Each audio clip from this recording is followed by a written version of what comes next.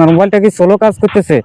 আপনি Google play store থেকে যেসব সফটওয়্যার ইনস্টল করেছেন ওইসব সফটওয়্যার আপনার মোবাইলের স্ক্রিন থেকে চলে গেল, এইসব সফটওয়্যার আপনার মোবাইলের এক জায়গায় থাকার কারণে আপনার মোবাইলটি হ্যাং করে, স্লো করে। মোবাইলের স্ক্রিনটা লক্ষ্য করুন, আমি একটা সেটিং দেখিয়ে দিচ্ছি। এই সেটিং এর মাধ্যমে আপনি কিভাবে আপনার যে বিনা প্রয়োজনীয় যেসব অ্যাপস আপনি ইনস্টল করেছেন ওগুলো কিভাবে আনইনস্টল করবেন, এই ভিডিওর মাধ্যমে আমরা দেখিয়ে দেবো। আপনি মোবাইলের স্ক্রিনটা লক্ষ্য করুন, লক্ষ্য করলে জানতে পারেন।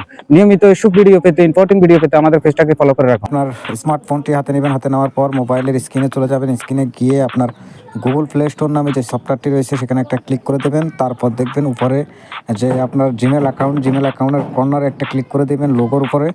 তারপরে দেখবেন এখানে প্রথমে যে অপশনটা এসেছে ম্যানেজ নামে, এই অপশনটিতে ক্লিক করে দেবেন। তারপর উপরে দেখবেন দুইটা অপশন রয়েছে, এখানে ম্যানেজ যে অপশন, এই অপশনটাতে ক্লিক করে দেবেন।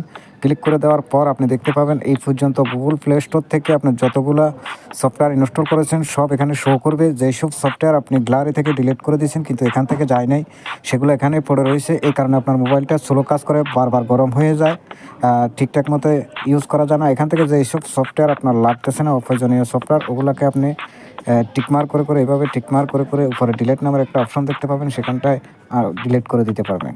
তাহলে আপনার মোবাইলটি ফাস্ট কাজ করবে। That's it.